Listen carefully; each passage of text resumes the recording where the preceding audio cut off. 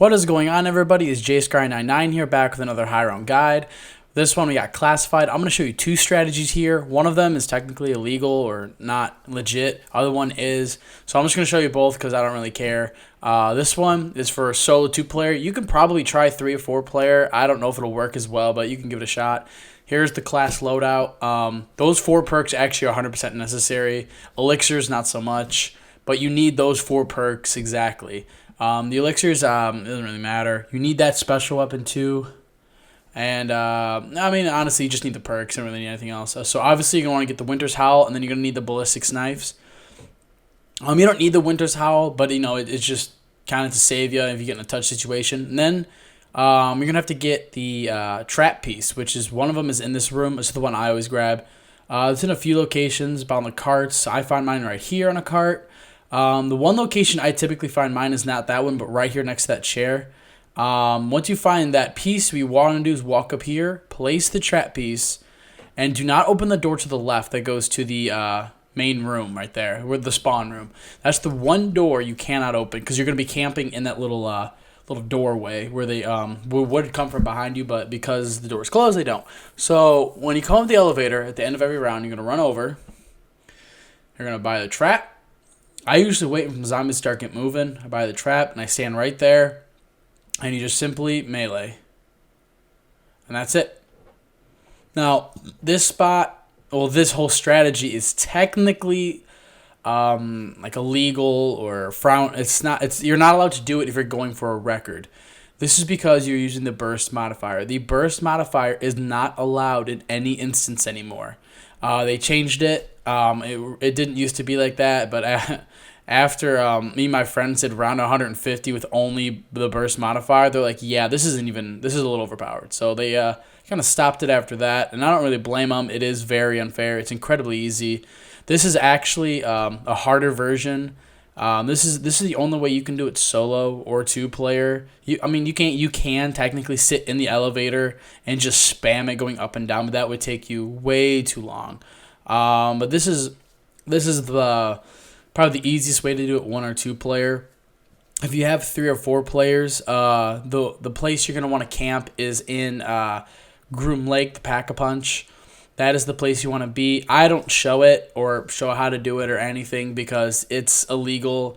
It's not legit, and I don't really want to tell people do it this way when it doesn't count. I mean, don't get me wrong. When you're going for a high round, you're not necessarily going for a world record. You could just be doing it just to brag to your friends or whatever. So totally up to you. I personally do not care. You play how you want to play. It's how it should be. But if you really want to know how to do a high round 3 or 4 player using the burst modifier, if you go to my Twitch, if you go to like past broadcast or highlights, there will be one that's classified around 150. We sit in the same spot for 66 hours, so you have about 66 hours of video to watch how we do it. The quality is a little iffy considering 3 players around 150 really runs the game engine to its limit. By the end of the game, our graphics actually stopped loading. None of our perks loaded. Our elixirs wouldn't load. Like the crawlers, Nova crawlers were, I swear to God, were like rectangles and triangles. It was like the game never actually like finished rendering. It gets bad, but it's not that big a deal. Now, when you're in the middle of the round and your trap goes out, you want to go down.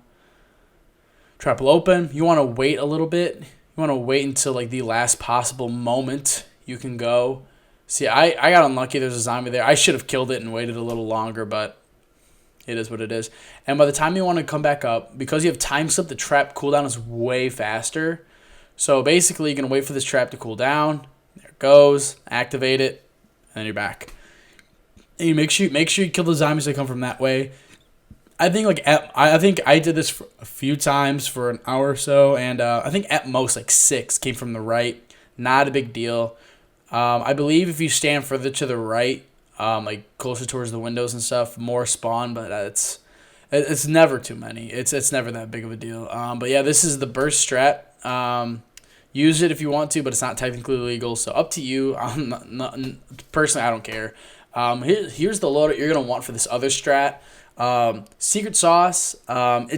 Secret sauce is where it depends. Secret sauce. If you have 4 players, I don't think you're gonna need secret sauce. I really don't. You should be able to keep up with the ammo considering 4 people are shooting at once. 3 people, yeah, you're probably gonna have to. 2 people, you're gonna have to. Solo, I do not recommend this strat solo. However, you can give it a shot. So you saw PhD was a perk, so I bet you take a fat guess what gun we're getting.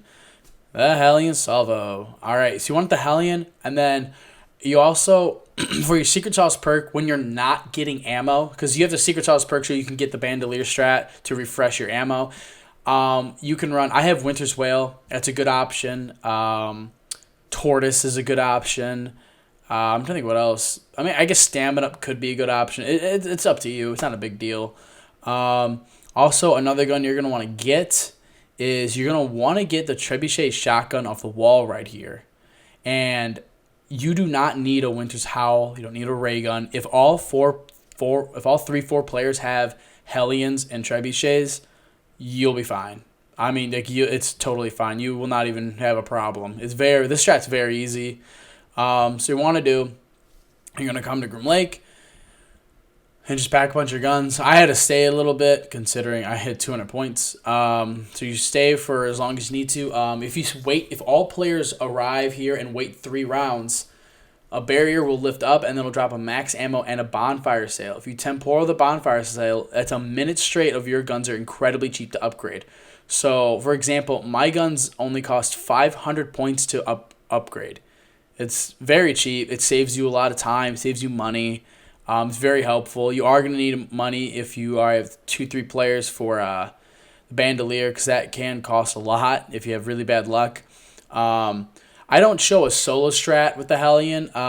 Basically, what you're going to want to do is that for your secret sauce perk, you're gonna need stamina up. So if you're not running the bandolier, if you're not getting bandolier, you want to end with stamina up. And basically, if you don't know, when you come to Groom Lake, when you camp for 3 rounds, or you survive for 3 rounds in Groom Lake, a barrier lifts. When a barrier lifts, you have to leave and come back, and then you can do it again. Leave and come back, leave and come back. You have to do this 8 times, and then all barriers in Groom Lake will be lifted. Groom Lake will be like completely open, and all you got to do is train. That's it. You just simply run in circles with the Hellion, and when you run low on ammo, you bandolier strat it. It's incredibly easy. It's like every other high round strat. You either camp the Hellion or train with it. It's not complicated. So now you're gonna want all players for 3 and 4 players. You can do 2 players. I do not recommend 2 players here. 3 and 4 players, you want to camp here, and this is all you do. You just spam your shotguns. I do it solo, and it still isn't the hardest thing in the world. You just spam your shotgun, when you're running low on shotgun ammo, you can buy it right off the wall right there, so that's very helpful.